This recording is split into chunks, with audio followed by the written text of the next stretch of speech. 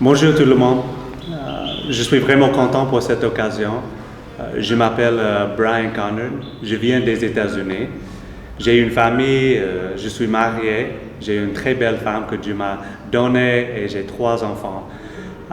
J'ai grandi aux États-Unis, en Caroline du Sud.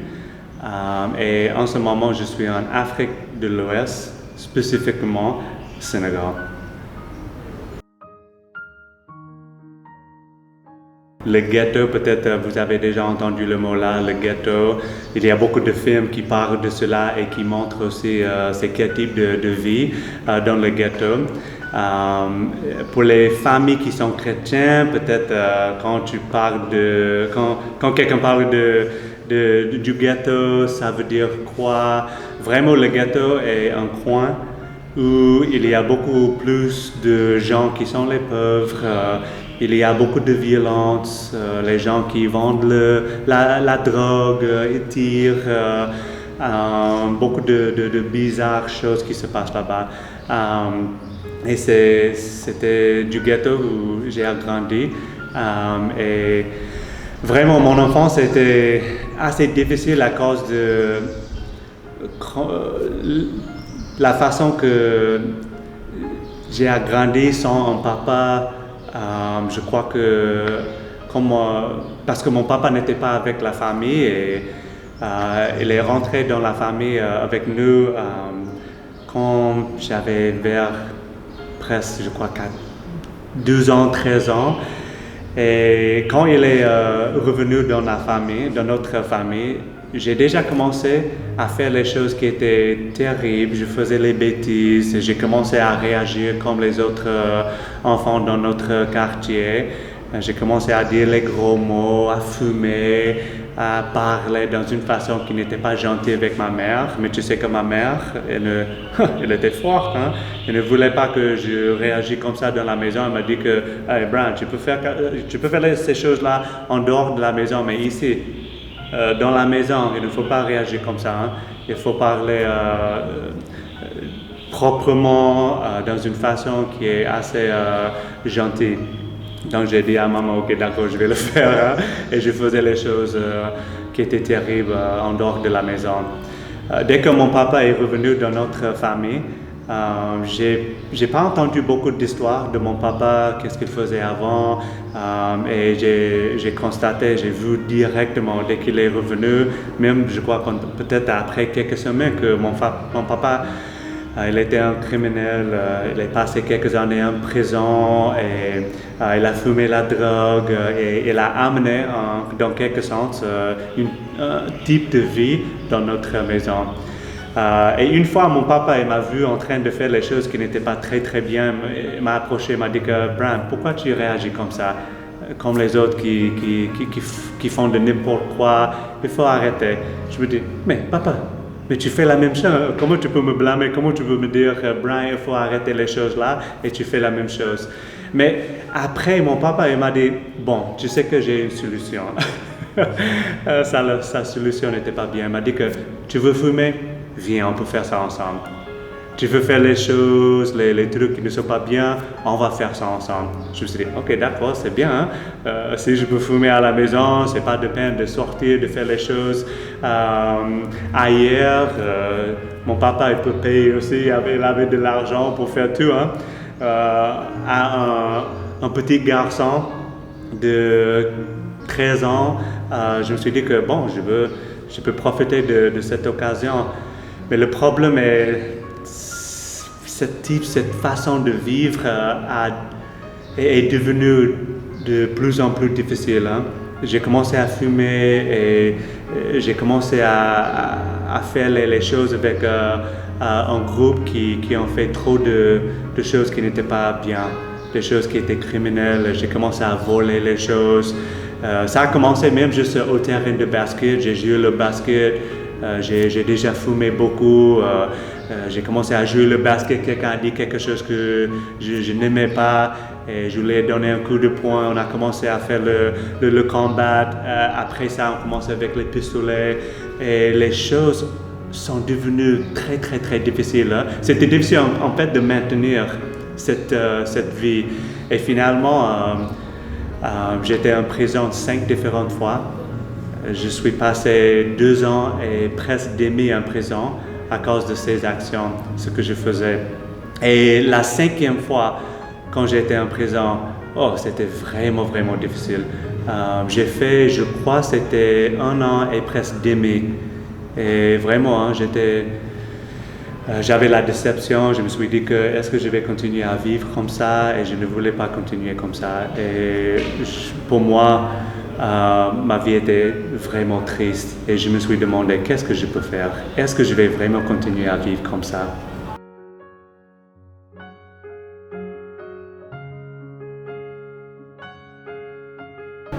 Bon Dieu, il m'a fait grâce, et quand Dieu m'a changé, quand il a vraiment impacté ma vie avec la vérité, j'étais toujours en prison.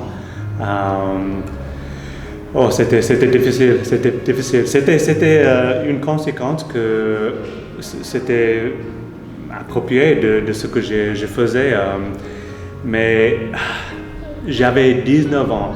Tu sais que les actes criminels que j'avais, je faisais le juge voulait me juger de 19 actes criminels que je faisais. J'avais la même que mon âge, tu vois. Je me suis dit que comment je peux un jour sortir de cette prison avec ce que je faisais. J'avais vraiment de problèmes. Une fois, je me suis dit aussi, mais si je dois passer toute ma vie en prison, je vais me tuer. Tu sais que j'étais au point que je me suis dit que peut-être c'est mieux d'être mort, de passer ma vie en prison. Et un jour, j'ai joué les cartes avec mes amis, on fait les pompes, la musculation dans la cellule où j'étais. Quelqu'un nous a approchés, il a commencé à parler de Jésus. Mais les gens là-bas, la plupart des gens en prison sont religieux, on peut dire. On donne beaucoup de respect aux gens qui sont musulmans, catholiques, chrétiens, tout ça. Quand il a commencé à parler de Jésus, de christianisme, on a arrêté les choses, on laissait les choses. Et il a bien parlé de Jésus dans une façon que j'ai jamais entendue. J'étais juste entre mes amis, j'ai bien écouté ce que Jésus a fait. Et tu sais que j'ai déjà commencé à étudier les autres religions, particulièrement l'islam. Et quelque chose qui était un peu bizarre pour moi, que toutes les autres religions ont demandé de faire des choses du bien pour entrer au paradis. Je dois vivre dans une façon. Et si je peux faire la liste des choses, Dieu il va m'accepter. Lui, il n'a jamais parlé de ce que je dois faire. Il m'a dit que Brian, il n'a pas dit Brian, il a parlé du groupe, mais c'était comme il m'a parlé directement, tu vois. Il a dit que, il y a un chemin, il y a une vie, il y a une personne qui peut changer ma situation en tant que pécheur. Et c'est Jésus-Christ. Quand il a continué à parler de ce que Jésus a fait sur la croix, il a donné la vie pour tout le monde. Et il est sorti, j'étais au lit cette nuit même. Et je me suis dit que, mais est-ce que ça là peut être vrai, hein? Comment quelqu'un qui a vécu 2000 ans peut changer ma situation maintenant, présent? Je me disais, mais c'est le magique, hein? Les gens s'en foutent, hein? C'est impossible que cette personne, Jésus, peut changer ma vie. Et je suis devenu très frustré, et je me suis dit, je vais laisser cette personne, Jésus, c'est pas vrai. Après 2 mois, une autre personne est entrée dans la prison avec une organisation pour partager la bonne nouvelle. Et au fur et à mesure, normalement dans l'été, les gens ils font beaucoup de bêtises, et la prison était très chargée, beaucoup de gens étaient là-bas, et les travailleurs là-bas ils doivent changer les cellules pour adapter pour beaucoup de personnes qui sont en prison. J'étais dans une autre cellule et quelqu'un a partagé un peu la même message que l'autre nous a partagé. Quand il a partagé ça, j'avais trop de colère. Je me suis dit que, mais toi là, pourquoi tu parles comme ça? Mais je ne crois pas que Jésus peut m'impacter comme tu as dit. Hein? Lui, il a vécu 2000 ans. Mais lui, il est enterré, il est dans la terre. Mais tu sais que quelque chose que j'ai pas bien compris quand l'autre a parlé que Jésus, il a ressuscité. Il n'est pas mort. Il a bien partagé ça. Je me suis dit, c'est intéressant, hein? Et même après, il a partagé la bonne nouvelle. Encore, j'étais au lit. Je me suis demandé encore, est-ce que cela c'est vrai? En ce moment-là, je me suis dit que, ok, je vais étudier.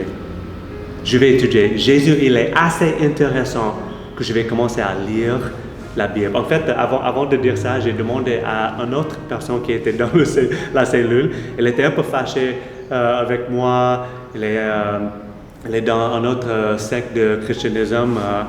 Je lui ai dit que, comment je peux continuer à apprendre qui est Jésus? Il m'a dit que, mais grand, il faut lire la Bible. Tu sais que je faisais quelque chose qui était un peu bizarre aussi. Et cela, c'est la raison pour laquelle il était un peu fâché avec moi. Les gens en prison, ils aiment fumer, les cigarettes et le marijuana aussi. Et j'ai utilisé la Bible pour le papier. Et quand j'ai fumé le marijuana, c'était avec la Bible. J'ai fumé tout proverbe. Tu vois, tout proverbe. Avant que je ne commence à lire même la Bible. Lui, il était fâché, il m'a dit, Brian, il faut arrêter à fumer la Bible et le lire. Je dis, ok, d'accord, je vais le faire. Le problème est, j'avais toujours la petite Bible à côté que j'ai utilisée pour fumer et l'autre que j'ai lu. Je crois pour moi, j'étais déjà en Christ. Tu sais que ça, c'est quelque chose que j'ai aimé beaucoup. Le moment que j'étais d'accord avec ce que Jésus a fait pour moi, Dieu m'a sauvé. J'ai cru que Dieu a fait quelque chose pour moi que je ne pouvais pas faire. Tu vois, ça a changé complètement ma position et j'étais en Christ. Le problème était que j'étais toujours un bébé. Je ne savais pas comment vivre pour Christ. Et au fil à mesure aussi, j'ai lu la Bible et j'ai vu que, quand j'ai lu ça, je ne crois pas que c'est toujours bon que je fume la Bible. Peut-être c'est mieux de le laisser. J'ai arrêté à fumer la Bible. Finalement, j'ai arrêté à fumer aussi. Et avec les gros mots, tout ça là que j'ai utilisé, c'était dans Éphésiens chapitre 4 même. Quand j'ai lu, je me suis dit, peut-être c'est pas bon de parler comme ça. Ça ne porte pas la grâce de Dieu. C'est pas une façon de parler avec quelqu'un. Tu vois, ça n'était pas quelqu'un à côté de moi de dire, Brian, on n'en fait pas, on ne parle pas comme ça. Non, c'était la Bible. La lumière qui m'a beaucoup changé. Tu sais que ce qui m'a changé, c'est Christ et sa parole. Ça a changé toutes choses dans ma vie.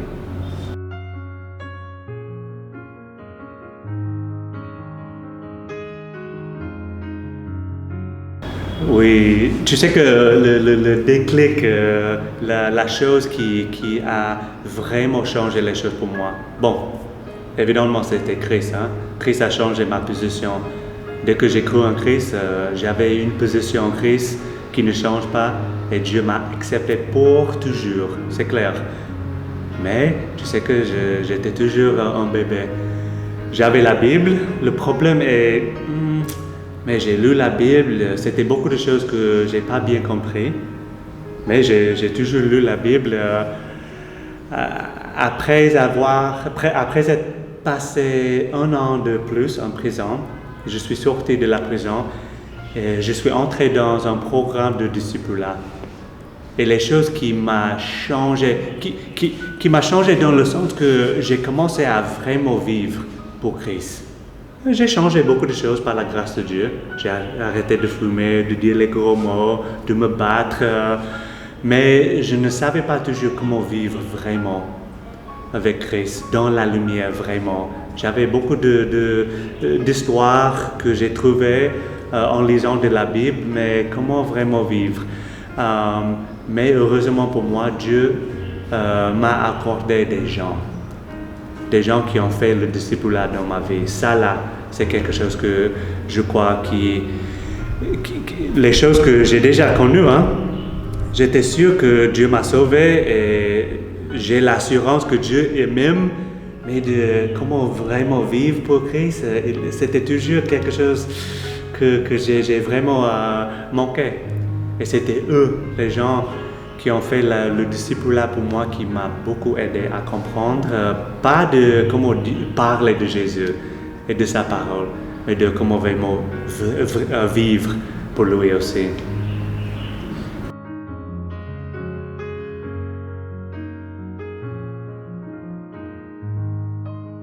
Vraiment, vraiment. Tu sais que je crois que j'ai vraiment perdu, dans quelque sens, ma jeunesse.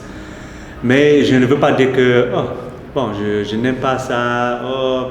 Bon, j'ai 2 garçons et je suis vraiment content que Kylian, mon aîné, et mon Benjamin, Alistair, vont grandir avec une différente enfance que j'ai vécue. Mais il y a beaucoup de choses que je vois même. Kylian, mon aîné, il a 6 ans. Mais il y a beaucoup de choses qu'il fait maintenant que je me suis dit, mais tu sais que je n'ai pas fait ça. Parce que pour moi, ma vie était assez difficile aussi. J'avais besoin aussi de travailler parce que ma mère, quand mon papa est rentré, elle était juste avec nous pendant quelques années. Et elle est sortie encore. Et ma mère a fait beaucoup de confiance en moi pour gérer les choses. Quand j'avais 13 ans, 14 ans, je vivais comme j'avais 23 ans dans ma maison. Kylian, lui, il a le privilège de vivre dans la sécurité. Je n'avais pas ça. Avec la violence, tout ça, là, même mes sœurs aussi, beaucoup de bizarres choses se sont passées dans notre maison. Mon enfant est là, elle a vraiment la sécurité. Et je crois, il sent que ses parents l'aiment. Moi, je n'étais pas sûr. J'avais beaucoup de doutes, hein. J'ai lutté beaucoup. Est-ce que mon papa m'aime ou bien non? Même, je ne sais pas pourquoi, j'étais un peu sceptique aussi avec tout ce que ma mère a fait. Est-ce que ma mère m'aime? Beaucoup de l'insécurité. Oui, dans le sens là, je crois qu'il y a beaucoup de choses que j'ai perdues dans mon enfance.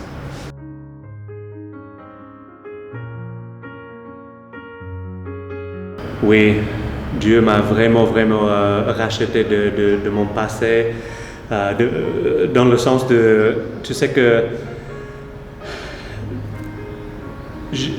j'étais vraiment dans un chemin où si j'avais continué dans ce chemin-là, j'aurais peut-être, je serais mort ou bien peut-être je pouvais passer toute ma vie dans la prison parce que je ne savais pas comment changer. Tu vois, ça là, c'était la grande lutte dans la prison avant que je ne sois en Christ. Je me suis demandé, mais comment je peux changer ma vie, tu vois? Je ne voulais pas continuer à faire les choses que je faisais, mais je ne savais pas comment changer aussi.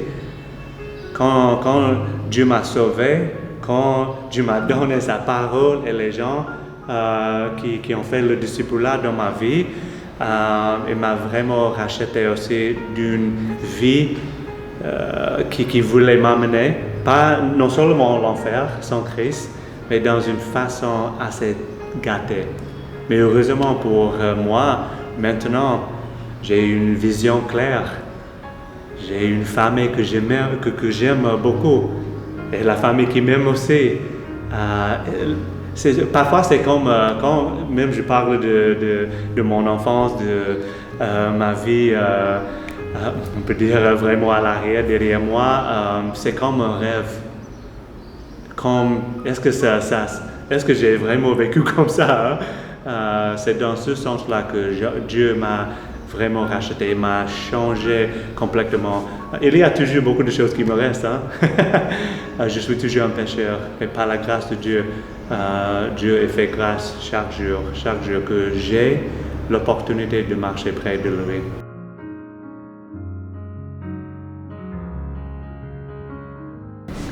Le message que j'ai pour la jeunesse est vraiment d'être ouverte. Il ne faut pas vous cacher. Parfois, je crois pour la jeunesse, c'est facile. Dans la jeunesse, il y a beaucoup de choses qui se passent. Vous êtes en train de vraiment changer, les choses qui changent naturellement, peut-être les choses qui changent dans la maison.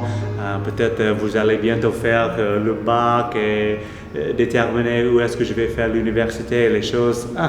Et c'est vraiment difficile de partager ce qui se passe dans le cœur. Et d'être ouverte, trouver les gens que Dieu a déjà autour de vous, que vous pouvez partager ce qui se passe. Et d'être ouverte avec les gens qui sont peut-être prêts à faire le discipulat dans votre vie, mais aussi de trouver assez de temps de lire la Bible.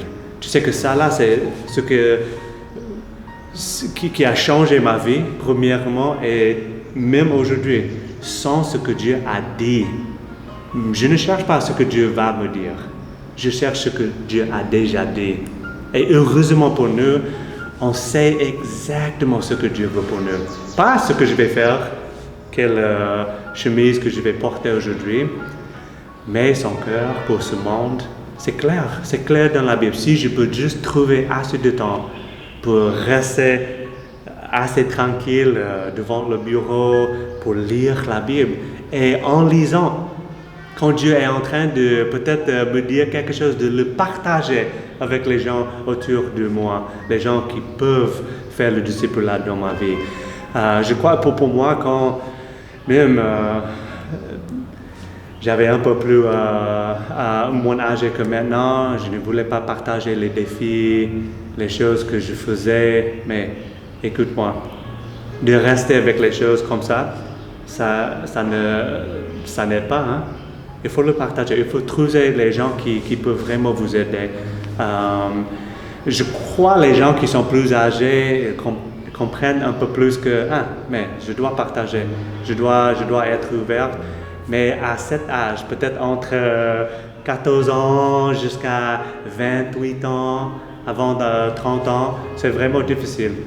Mais je ne crois pas que ça là, c'est le cœur de Dieu. Que nous restons comme ça, avec les choses cachées.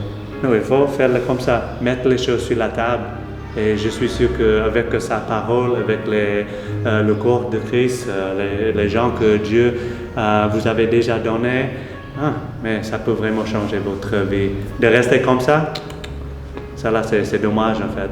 Et ça va peut-être vous amener quelque part que je ne crois que vous voulez aller.